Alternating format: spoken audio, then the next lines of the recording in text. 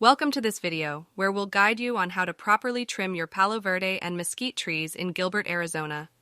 These trees are common in the area and require specific care when it comes to trimming. First, let's talk about Palo Verde trees. These trees are known for their green bark and vibrant yellow flowers.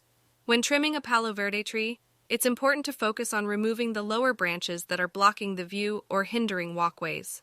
This will create a clean, open space underneath the tree and allow for better visibility and mobility around your property. Additionally, it's important to prune the branches growing towards the center of the tree, as they can cause congestion and inhibit air circulation. Another thing to keep in mind is that Palo Verde trees have a specific pruning season, which is in the late winter or early spring.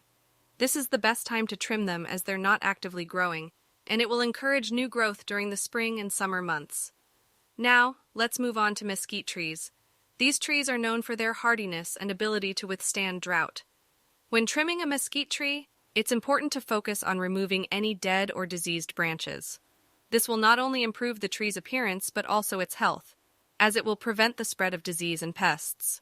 Additionally, mesquite trees have a unique structure, and it's important to trim them in a way that maintains their natural shape.